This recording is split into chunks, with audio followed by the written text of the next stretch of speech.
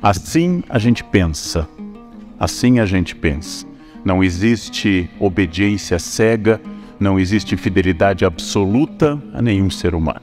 Que vocês ouçam o que eu tenho a dizer como se ouve a um ser humano. Ou seja, alguém falível, alguém que tem ideias, que não é absoluto, que não é onipotente, que tem ideias do que leu, do que viveu e que cada uma e cada um pegue essas ideias e diga: essa é minha, essa eu vou ficar, essa eu vou produzir. E a outra diga: essa eu tenho que adaptar, o Leandro está um pouco desequilibrado nessa. E outra que os senhores e as senhoras digam: essa de jeito nenhum, é um absurdo. Assim a gente pensa, assim a gente pensa. Não existe obediência cega, não existe fidelidade absoluta a nenhum ser humano, a nenhuma pessoa que tem suas características. Assim nós devemos sempre pensar em relação às coisas. Vivemos um momento atípico. Aqui há muitos jovens que nunca tinham vivido uma crise tão profunda. Mas acreditem no tio, já houve várias. Ouçam o tio, já houve outras crises. Eu tenho uma experiência de 35 anos de magistério, sou tão antigo que dei aulas de moral e cívica e USPB. Senhores terem uma ideia, alguns aqui devem ter tido aula de moral e cívica e USPB. Eu dei aula de moral e cívica e USPB. Sei todos os hinos, a letra de todos os hinos, bandeira, república e assim por diante. A crise atual é importante, a crise é significativa, mas é muito importante dizer que o grosso da crise econômica começou a passar, o grosso da crise econômica está se afastando, mas a crise moral e a crise ética ainda é muito intensa. Eu cresci ouvindo do meu pai e da minha mãe: estude para ser alguém, seja honesto. Hoje é difícil dizer essas coisas, porque tanta gente que não é ninguém chegou longe, tanta gente desonesta está no topo, há tantos canalhas nos governando, que a gente fica muito impressionado com as coisas. Então, é um momento específico, é um momento difícil, a crise está terminando, mas o quadro político está estável e, infelizmente, devo profetizar, o ano que vem não será fácil. A polarização vai continuar, o Face e as outras redes sociais vão continuar sendo uma arena de luta em que todas as opiniões são atacadas. E aí eu começo dando um primeiro conselho que não é filosófico nem histórico. Eu dou um conselho absolutamente da minha avó, uma imigrante alemã que passou a vida inteira quase no Brasil. Não toquem tambor para maluco dançar. Não toquem tambor para maluco dançar. Quando alguém começar a berrar, a adjetivar com os olhos irritados, vão se afastando lentamente, concordem, tenham reações bovinas e saiam correndo. E saiam correndo. Não discutam com pessoas perturbadas. Não discutam com pessoas perturbadas. É perda de tempo, perda absoluta de tempo. Então, nesse quadro político instável de ódios, evitem o ódio, não cultivem o ódio. O ódio vem às pessoas, não compartilhem. Há um conselho que eu ouvi na Ásia de um budista que dizia: o ódio é um veneno que só funciona se você beber. Se você precisa aceitar o ódio do outro. Afastem-se disso, porque tem tanta gente interessante, tem tanta gente desafiadora, que as nossas dúvidas têm que ser de várias ordens. Nossas dúvidas são lícitas, são boas, mas nossas dúvidas não podem ser longe da ética, não podem ser longe de princípios.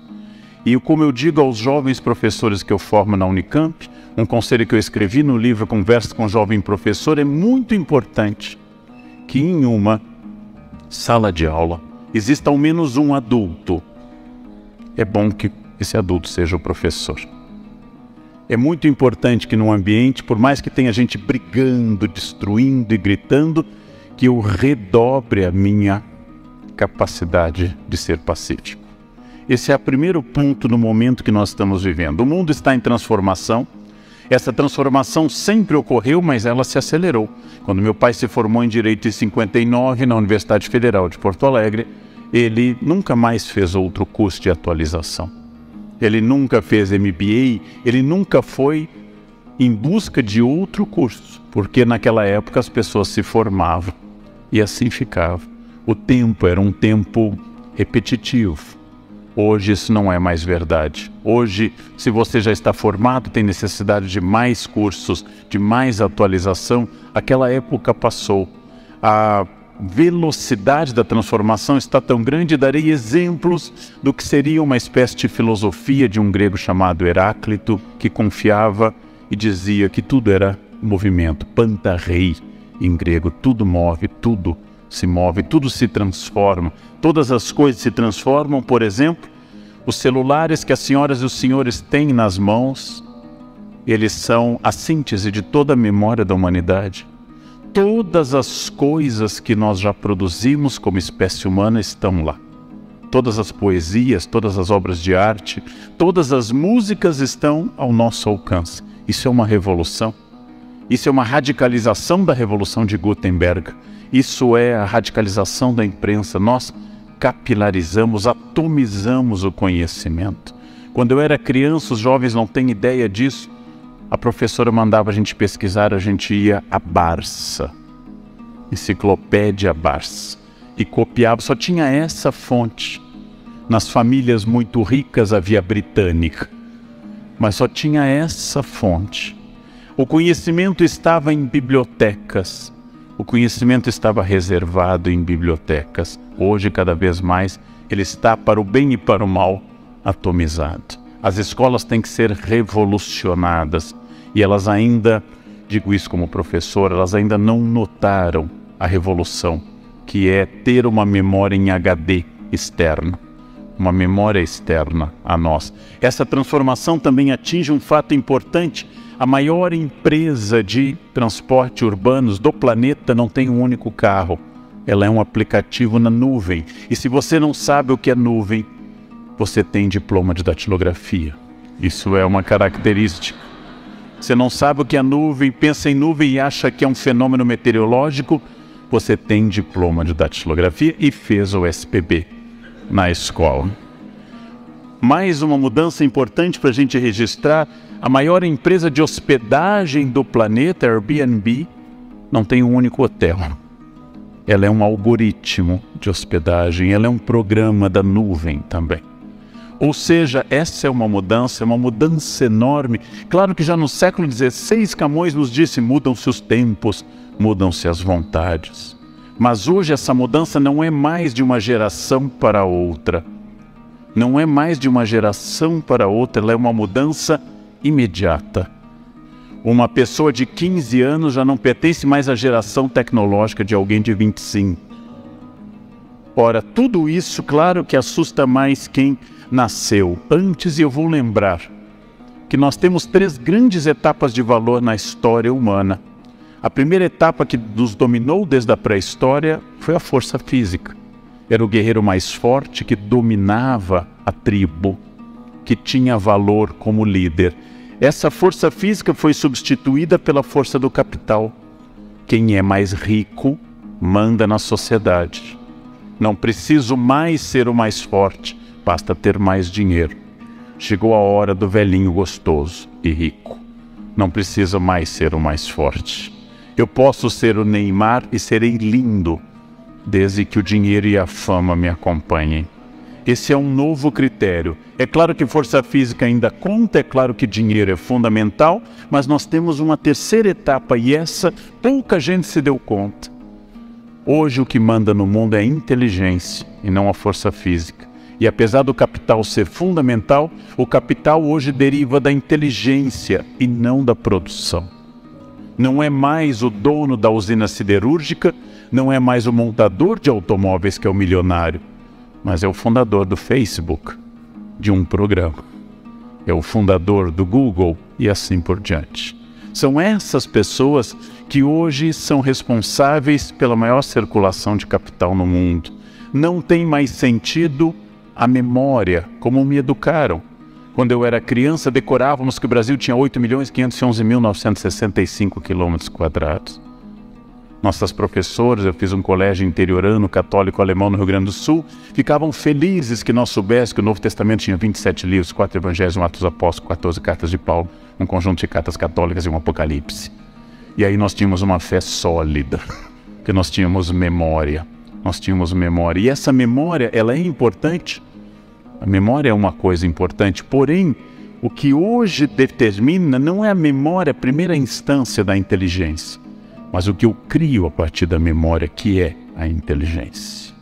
Antes era culto, quem soubesse que a capital da Mongólia era o Ulaanbaatar, o do Nepal era Katmandu, quem soubesse que Lagos era a maior cidade da Nigéria, que o rio Congo era o único rio que atravessava o Equador 2 vezes. Nossa, que pessoa culta. Hoje isso está no Google.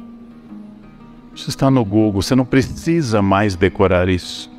Você decora se quiser, mas hoje a inteligência nos libertou da memória.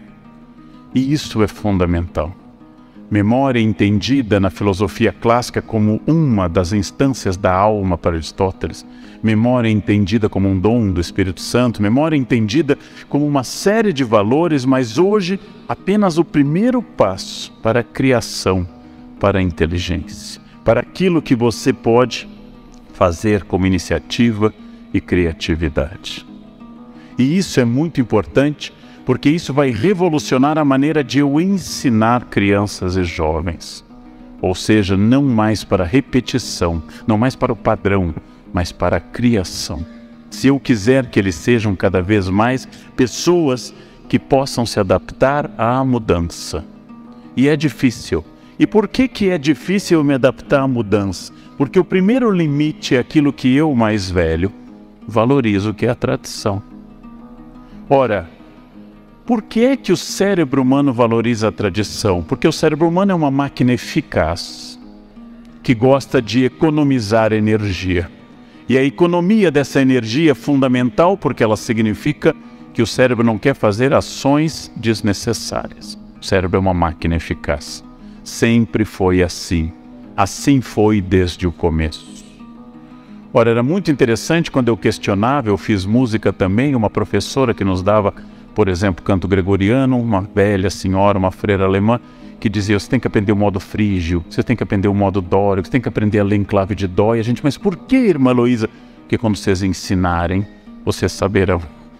Ou seja, ensinar era o sistema que auto-justificava o que havia antes. E isso é uma coisa interessante porque a tradição vem ao lado de um mecanismo fundamental, que foi colocado na espécie humana como uma forma de sobrevivência, que é o medo. O medo é prudente.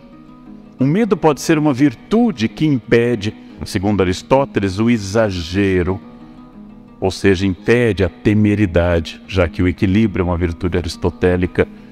Porém, quando o medo nos domina, ele se chama covardia. Eu valorizo muito um aluno que no doutorado vai fazer um seminário, como fizeram terça-feira, sobre a obra que eu estou analisando, e aí ele tem medo, ele treme, mas ele enfrenta e faz. Eu valorizo muito quem domina seus medos, quem tem medo de voar e voa, quem tem medo de casar e casa. Eu valorizo quem enfrenta o medo. Mas veja, nós, seres humanos, somos descendentes de covardes. Quando nossos ancestrais chegaram à porta da caverna, uns disseram, vão na frente, vão na frente. Vamos ver se no fundo da caverna há animais. Os que foram na frente morreram. Os que ficaram na porta da caverna prudentemente ou com medo são nossos ancestrais. Nós somos descendentes de pessoas prudentes. Bem, o excesso de medo, o medo dominando, chama-se covardia. A genética é uma coisa importante. Há pouco, num debate para um livro, uma autoridade me disse, talvez a gente tenha apenas 5% de liberdade, o resto é genética. Eu não sei o número exato, eu não tenho capacidade de pensar nesse número, porém, 5% é bastante. As abelhas têm 0. As abelhas são exclusivamente guiadas pela genética. Nenhuma abelha amanhece republicana. Nenhuma abelha vai vamos derrubar essa rainha que não faz nada. Nenhum leão pode se tornar vegano. Ele não pode amanhecer, chega de maltratar as zebras, vamos sentar na selva em plena harmonia comendo queijo tofu. Não é permitido ao leão isso. Não é permitido ao leão isso. Os seres animais tidos como irracionais seguem um código genético. Nós somos livres. O livre-arbítrio é uma profunda característica da humanidade. Pensei nisso de uma forma trágica. Eu vou a São Paulo, à Sala São Paulo, escutar concertos quase toda semana, e para isso eu atravesso uma tragédia humana, que é a Cracolândia. É uma tragédia humana. Seres humanos iguais a mim, dignidade e direitos, um dia foram lá. Um dia olharam para aquelas pessoas que abriram mão do seu livre-arbítrio e abriram mão voluntariamente da sua dignidade, compraram uma pedra de crack, fumaram e se destruíram. Esse é o grau mais radical de liberdade humana. Ou seja, eu sou livre inclusive para me destruir. Infelizmente, tudo aquilo que seja um vício reduz minha liberdade. Drogas, álcool, Netflix, tudo que for um vício reduz minha liberdade. Cria um hábito. O hábito, diz Aristóteles, é uma segunda natureza. A genética existe, mas não nos condiciona abertamente. A cultura existe. Eu estou inserido dentro de uma cultura. Para mim, que tenho ancestrais camponeses, acordar de madrugada é muito fácil. Eu desperto todos os dias às 4 horas da manhã, sem nenhum problema. Isso é típico de sangue camponês, não, ou de algum problema de insônia. Mas eu, casualmente, acordo com facilidade. Eu tenho grande facilidade de acordar. Faz parte da cultura. Meu avô dizia: o sol não deve encontrar ninguém honesto na cama. É uma coisa que vem sempre. A cultura é importante. A cultura é importante. Eu já soube de pessoas que dormem até às 6 da manhã, mas eu acho que são pessoas atacadas da preguiça, não? Pessoas atacadas disso. É uma questão cultural. E também o meu comportamento, eu vou perguntar como eu passo a um estágio seguinte, numa sociedade que exige que eu, Leandro, e cada um e cada uma que está aqui, cada pessoa aqui faça algo diferente. Como eu consigo isso? De que forma eu consigo isso? Bem, essa é uma questão importante.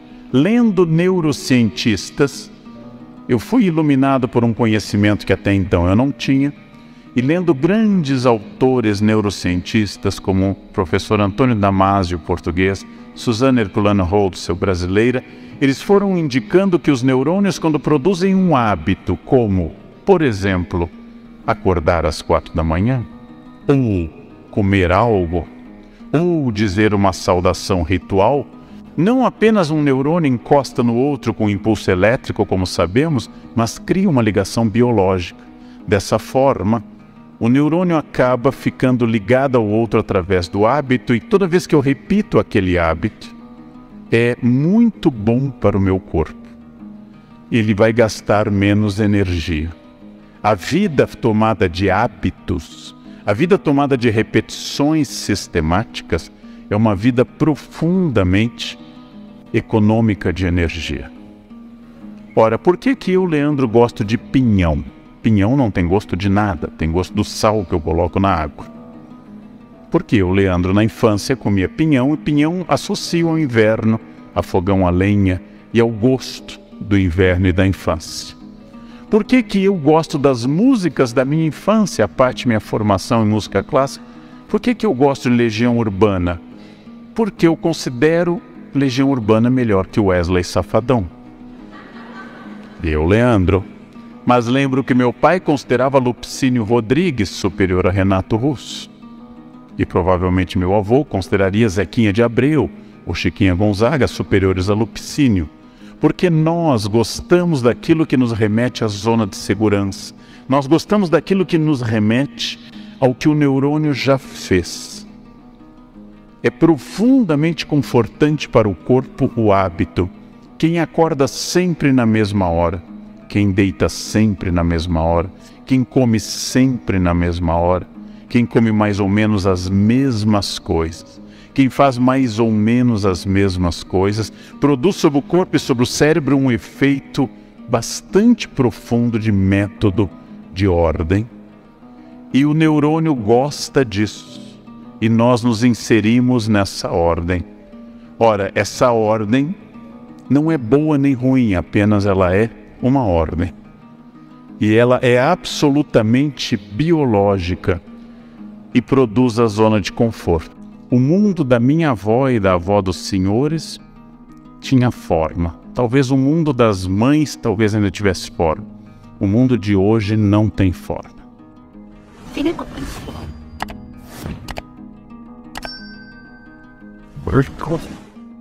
O mundo não tem forma. Ele não tem um princípio estabelecido. Devo colocar meu filho numa escola tradicional ou construtivista? Minha avó teria uma resposta clara. Quais são as melhores carreiras?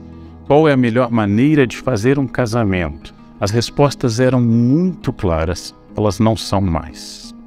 Quando os pais angustiados me trazem como professor sobre onde devem colocar o filho para estudar, eu sempre digo, não se preocupe, tanto faz, vai dar errado de qualquer jeito. Então, faça o melhor possível, só ele vai ao psicólogo por motivos diferentes.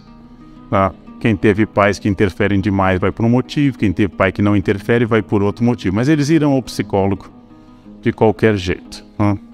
E o Rivotril continuará sendo uma grande âncora neste país. Essas certezas do que era uma carreira, do que era um casamento, do que eram as coisas certas e erradas, pessoas boas e pessoas ruins, ela desapareceu. Nós somos um mundo líquido porque sem forma somos obrigados a criar nosso sistema de valores. E o maior símbolo deste mundo, agora eu saio um pouco do nosso querido Bauman e vou para outros autores, como Giddens, por exemplo, ou Manuel Castells, é o que está acontecendo neste momento nessa sala. Eu estou falando, as pessoas prestam atenção e há dezenas de celulares ligados, tirando foto, gravando, filmando e dizendo, estou aqui, kkkk, que é a conversa básica das pessoas. Como eu já disse várias vezes na internet, é uma fixação no potássio, né? Kkkk, potássio, potássio, potássio. As pessoas deviam variar os elementos atômicos, mas o potássio tem uma força enorme, né? As pessoas estão fotografando, filmando, ou seja, o corpo está aqui e a mente está longe. Mesmo quem não está fazendo isso, está atualizando, entrando no Face. Essa é uma característica contemporânea. A minha geração ainda vai estranhar. E quando a minha geração morrer, não haverá mais estranheza com isso. Eu fiz uma experiência na Unicamp para exemplificar isso e para mim foi impressionante. Irritado com os alunos da pós que não paravam de acessar celulares e tablets, eu pela primeira vez na vida enfrentei uma sala de aula com um tablet e celular abertos e fingi que atendia mensagens. E um aluno perguntava só um pouquinho e digitava alguma coisa fictícia. Eu queria mostrar a eles que horror era não estar focado. Ao final de 4 horas de aula, triunfante, pedagógica, eu disse a eles, vocês notaram o que aconteceu hoje? Eles todos, não professor, o que foi? Nenhum deles não. O que significa isso? Quem ainda gosta de foco é velho. É isso. Essa ideia de foco é uma ideia de um mundo mais tradicional. Marx, em 1848, no Manifesto do Partido Comunista, dizia que o nosso mundo entrou numa fase, 1848, onde tudo que é sólido desmancha no ar. Nosso mundo entrou nessa fase e essa fase vai continuar por algum tempo. Pelo contrário, ela está se acelerando. E a velocidade dessa transformação faz com que eu perca a referência, porque aquilo que transformou o meu mundo já perdeu o significado. Quem tem datilografia na cabeça tem uma outra formação. E o que é mais notável, eu perdi meses de vida fazendo o curso de datilografia. Eu tenho diploma de datilografia. Meu sobrinho de 19 anos nunca viu uma máquina de escrever e digita mais rápido do que eu. E ele digita no celular com os polegares e eu digito com o indicador. É um problema estrutural na articulação das pessoas de idade, polegares e indicador. Essa perda de referência é que tudo aquilo que eu aprendi, inclusive já como professor, usar retroprojetor, passar prova em mimeógrafo, desapareceu como sentido. Todas essas questões vieram ao lado de um aumento espetacular, do qual eu sou testemunho nesses 33 anos de atividade pedagógica, do individualismo. O individualismo é a marca do nosso tempo e está crescendo. Há um teste do qual nenhum de nós jamais falhará ao fazer. É só perguntar para qualquer pessoa que não esteja aqui ao chegar a casa, dizer à esposa, ao marido, namorado, aos filhos: eu estou cansado. E todos os senhores ouvirão o quê? Eu também. Quem está casado há mais de 14 horas sabe a resposta. Eu também. Vejam, eu não perguntei como você está. Eu estou tentando trazer à tona a minha dor e o meu cansaço. Então eu digo, mas eu acordei às 6 da manhã, eu acordei às 5. Ninguém ouve. Ninguém ouve. Ninguém ouve absolutamente nada. Digam a qualquer pessoa qualquer bobagem. Minha bobagem preferida é astrologia. São aquelas coisas que não prejudicam nem ajudam ninguém, mas são simpáticas, né? Digam qualquer coisa, como por exemplo, eu sou de Aquário. E a pessoa vai dizer, eu de Libra. Ah, meu ascendente é Aquário, meu EP. Vai morrer, eu não estou perguntando nada de você. E as pessoas vão continuar falando, façam esse teste com qualquer questão. O meu mais velho tem 18. O que vocês vão ouvir? O meu tem 17. Ninguém ouve ninguém. Ninguém ouve ninguém. Por isso que hoje, pessoas que se dispõem a ouvir são pessoas que têm um diferencial profundo sobre os outros. Numa reunião, são aqueles que controlam a reunião. Enquanto os outros falam, o silencioso fica captando o rumo da reunião para dar só uma interferência final. Opinião, como dizia um irlandês famoso, quando eu estou em silêncio, as pessoas têm dúvida se eu sou estúpido ou genial. Quando eu abro a boca, eu resolvo essa dúvida. Então, uma das coisas mais simpáticas do mundo é o silêncio, a opinião balançando apenas com interjeições bovinas, balançando a cabeça. Façam isso e casamento e emprego vão durar para sempre, gente. Vão para sempre. O individualismo é a nossa marca notável, uma das marcas mais extraordinárias deste mundo, porém, ao mesmo tempo, contraditoriamente, a experiência individual clássica, ela está deixando de existir, como nesse quadro Caspar Friedrich, romântico do século XIX, que pinta um homem subindo a uma montanha para ver a paisagem com neblina. Este é um homem do século XIX, é um homem romântico, é um homem do XIX. Este homem não é contemporâneo. Um homem contemporâneo estaria fazendo o quê? Fotografando, tirando um selfie, eu e a montanha, né? Hashtag cheguei, eu subi, então, ele estaria publicando já, editando e mandando mensagens e avaliando a sua viagem pela quantidade de curtidas que ele recebesse. Este é um homem estranho que sobe, observa e guarda para si aquilo que vê. As pessoas são fixadas na intermediação eletrônica, chamadas redes sociais e assim por diante. As pessoas vivem através da imagem que elas transmitem. Eu não estou entrando naquela discussão que, quando eu era jovem, um autor da minha geração, Erich Fromm, dizia bastante, ter ou ser, publicar ou existir. Não. Não é mais superficial quem publica mais fotos ou menos. Apenas talvez tenha mais tempo e seja mais carente. Mas a grande diferença está em que eu suponho que isto seja viver. Eu suponho que esta imagem seja eu. Como eu escrevi num artigo para o Estadão sobre a moça australiana que abandonou as redes depois de anos fotografando. E para fazer uma foto zen na beira da praia, ela passou horas e horas testando o melhor ângulo. O mundo líquido dissolveu fronteiras. O mundo líquido tornou os valores relativos e introduziu a incerteza entre nós. Ninguém mais tem muitas certezas. Ninguém mais tem uma clareza sobre as coisas. Ninguém mais consegue dizer assertivamente o que é certo e o que é errado. E a identidade de todas as pessoas, farmacêuticos inclusive, médicos, professores e advogados, ela se torna líquida também. Essas identidades eram claras no passado. O simples uso do guarda-pó, do jaleco, o simples uso de um avental caracterizava uma pessoa. Hoje tudo tem que ser conquistado. Eu só reclamo isso, e já reclamei várias vezes, que eu fui aluno numa época que os professores tinham toda a razão. E hoje eu sou professor numa época que os alunos têm toda a razão. Eu nunca peguei um momento bom nessa história. Era ótimo ser professor há 50 anos e é ótimo ser aluno hoje. Bom, eu escolhi um momento errado, foi uma encarnação só errada a esse respeito. A identidade era dada.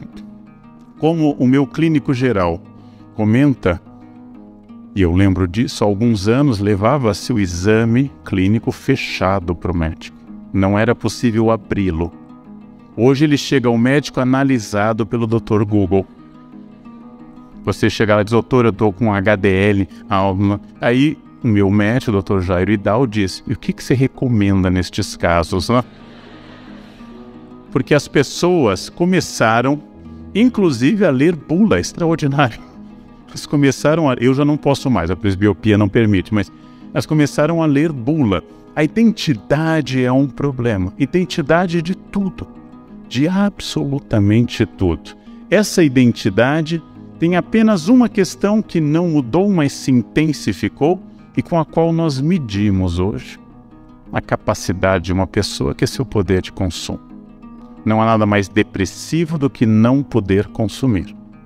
Zygmunt Bauman sugere num livro, 44 cartas, que as lojas, isso é particularmente importante para a área dos senhores, que as lojas deveriam se chamar farmácias, porque elas são a solução para diversos males, como depressão, angústia, etc. As lojas deveriam ter uma identificação farmacêutica. E de acordo com a quantidade de gastos, elas poderiam botar uma tarja preta. Por exemplo, essa loja é só para casos breves. A ideia é do Zygmunt Bauman. Eu acabei de ver uma enquete num jornal na hora do almoço, de pessoas dizendo que compras relaxam, que comprar deixa a pessoa feliz. O elemento redentor é o consumo.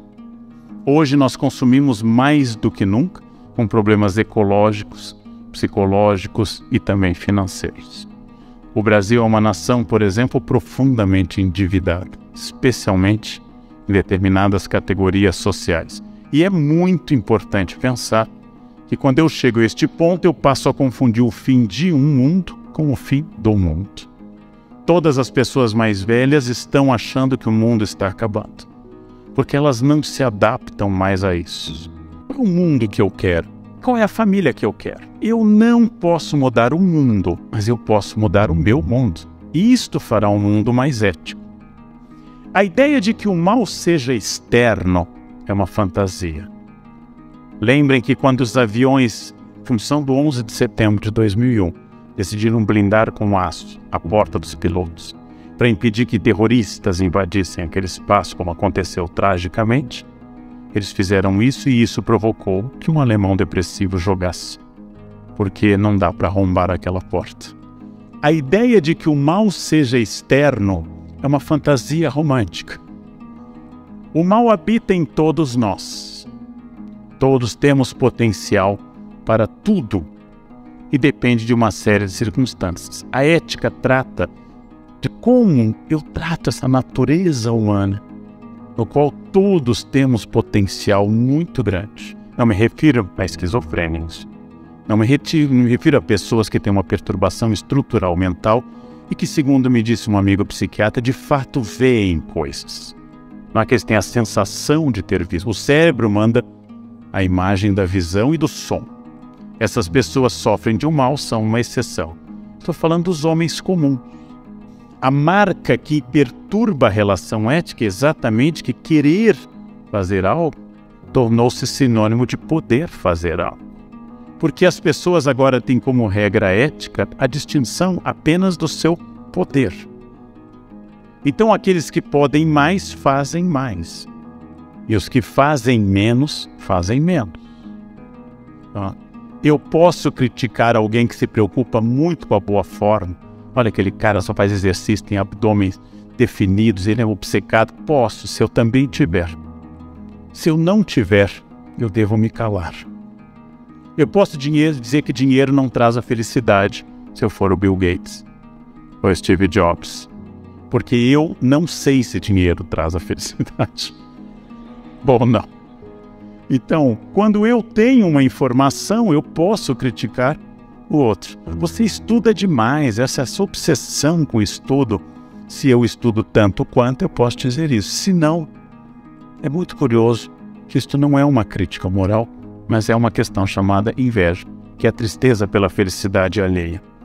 Eu fiquei muito impressionado ao ler há 2 anos a biografia do Steve Jobs, falecido, porque este homem de uma cabeça incrivelmente criativa, e a biografia é ótima, ele conta lá pelas tantas que o primeiro dinheiro que ele fez na vida, criança de origem síria, que ele é adotado por uma família americana, o primeiro dinheiro que ele fez na vida foi com o que ele chamou de caixa mágica, um aparelho eletrônico que roubava o sinal interurbano da AT&T dos Estados Unidos.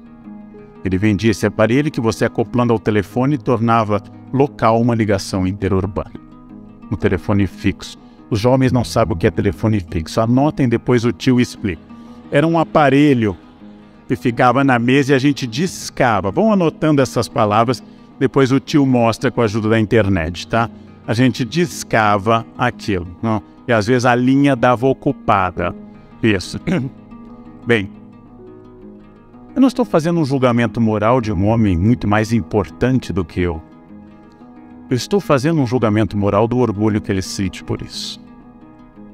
Uma outra biografia, que é uma biografia de um empreendedor brasileiro, que agora não é mais tão rico, ele conta na sua autobiografia, que o filho alega ter sido o único livro que leu na vida, que ele trazia joias da Europa costuradas na bainha da calça. E com contrabando de joias ele começou a acumular dinheiro. Vejam, eu já fiz muita coisa errada na vida. Nunca contrabando de joias, mas eu fiz muita coisa errada. Agora eu nunca vou me orgulhar disso. É essa a questão que eu estou trazendo à tona. Eu não vou me orgulhar de um momento de fraqueza que por falta de caráter ou por falta de oportunidade ou de consciência eu fiz alguma coisa errada. Eu vou ter vergonha disso. Eu vou ter vergonha de todas as vezes que eu menti para as pessoas que eu gosto. Eu tenho vergonha, não posso me orgulhar do mal. Essa é a grande questão, porque este é o modelo de empreendedor que é apresentado ao mundo. Este é o homem que venceu porque passou por cima das regras. Uma grande empresa brasileira pede para eu dar uma palestra para os seus funcionários dizendo: nós queremos que o senhor estimule neles o empreendedorismo. Eu disse: mas se eu estimular, eles vão sair da empresa. Que empreendedor não combina com CLT.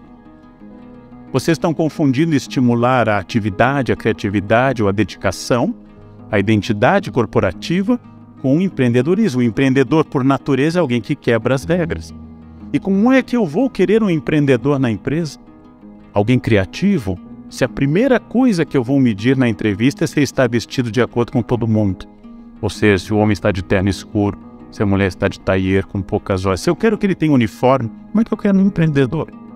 Se ele aparecer com cabelo roxo ou com um adereço de caveiras, eu não vou contratá-lo. O que significa isso? Que eu não estou querendo um empreendedor. A minha birra não é com o erro. A minha crítica não é moral. Olha o que Steve Jobs fez, eu nunca faria. Provavelmente eu faria, talvez pior. A minha birra é como orgulho diante do ilícito. Então, talvez seja o ponto que nós estejamos, que as pessoas estão se orgulhando do ilícito.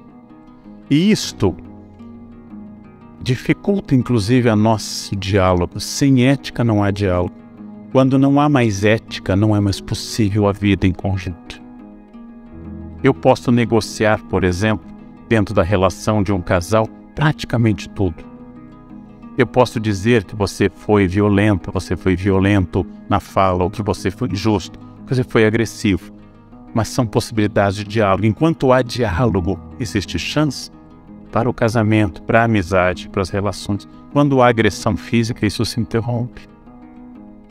Se você levou um tapa na cara e continua dialogando, a próxima etapa é ler 50 tons de cinza e ser feliz no casamento, porque você está, de alguma forma, gostando disso. A agressão física, ela interrompe o diálogo, ela interrompe a possibilidade.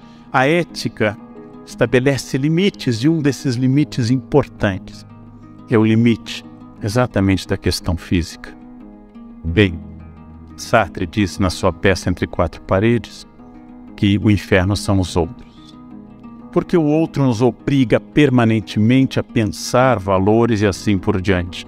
Mas Gandhi dá uma pista distinta que eu gosto muito. Gandhi diz que a maior questão para todo mundo levar como tradição de vida, ele diz isso pouco antes de ser assassinado, em janeiro de 48, ele diz que eu devo ser a transformação que eu quero ver no mundo. Que a minha família deve ser a família que eu quero mostrar ao mundo, não para o Face, mas para o mundo real. Que se eu sou um defensor da ecologia, ótimo, a minha casa recicla lixo. Eu não preciso protestar contra uma empresa em Mariana. Posso protestar contra a empresa em Mariana, mas a minha casa recicla lixo. Se eu sou contra preconceitos absurdos como o machismo, como preconceitos absurdos como a homofobia e o mais indescritível de todos, que é o racismo, que é a imbecilidade mais sólida que a espécie humana já criou, se eu tenho isso como meta, como eu tenho militar em grupos antirracistas, eu tenho que demonstrar que eu sou o exemplo disso. Quando eu sou o exemplo disso, eu comecei a mostrar ao mundo o que eu quero. Agora, onde eu meço essa ética? Aí tem uma regra que não é minha, é de muita gente. Eu não meço a ética quando eu falo com o juiz do Supremo Tribunal Federal. Eu não meço a ética quando eu estou falando com o delegado. Eu não meço a ética quando eu estou falando com alguém mais forte do que eu, física ou institucionalmente. Eu meço a ética falando com faxineiros. É aqui que eu meço a ética. As pessoas que eu não precisaria ser ético, é que eu meço a minha ética. Porque respeitar o delegado não é ética, é instinto de sobrevivência. Respeitar uma pessoa mais forte do que você significa que você vê e tem um mínimo equilíbrio psicológico para isso, que você é um ser humano mais ou menos racional. Isso não é ético, você é esperto. Respeitar a ética é exatamente respeitar a faxineira terceirizada. Você mal sabe o nome que troca todo dia. É esta que mede a sua ética. É esta. E a invisibilidade do trabalho no Brasil é uma coisa impressionante. Há uma experiência na USP que muitos senhores devem ter visto, de um rapaz no 5º ano de psicologia, 10º semestre, que a Folha de São Paulo publicou, que decidiu no 10º semestre fazer um experimento psicológico. Colocou o macacão a roupa laranja dos varredores da USP e passou a varrer o corredor da faculdade que ele estudava há 5 anos, 10 semestres, pelos quais passavam seus colegas e seus professores. Não foi reconhecido por ninguém. Ele estava de macacão. Ninguém olhou na cara e cumprimentou. Ninguém. Se conheciam há 5 anos. A invisibilidade do trabalho físico em particular é notável. Ela é notável. Então eu tenho que ser a transformação que eu quero ver no mundo. Qual é a família que eu quero?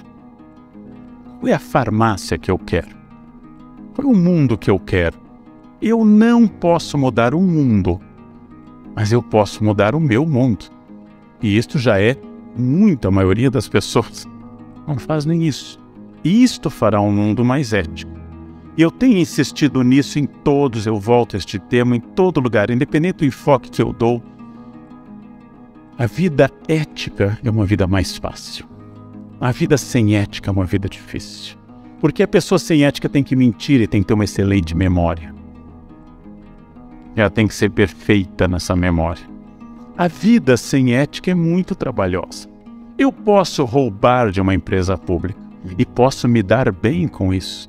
Posso conseguir uma casa no Lago Sul, em Brasília, e posso conseguir um iate. Mas um dia, pode ser que alguém perceba isso. Então eu vou viver a vida inteira com medo, que é aquilo que eu disse ao aluno da cola. O tempo que ele perdeu fazendo aquele papel seria o mesmo tempo de ler o texto. A vida ética é a vida mais fácil. Quando um policial me para, eu saio tranquilo, porque todos os documentos estão em ordem. E eu guardei o extintor, just in case, que vai voltar. É um conselho que eu dou às pessoas, nunca joguem fora. Eu tenho também o kit de primeiros socorros, porque um dia pode voltar. Eu não tenho medo que um policial me pare e eu saio sorridente do carro, porque nada está errado ali. Agora, se você venceu a carteira e você tem que ficar acessando sites para dizer onde tem blitz e sai apavorado, não é mais fácil no poupa-tempo? É muito mais reto ser honesto do que desonesto. É muito mais fácil ser fiel à esposa do que infiel.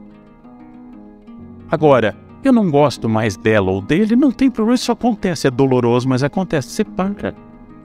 Mas viver esta vida dupla é doloroso. Eu posso roubar, é possível.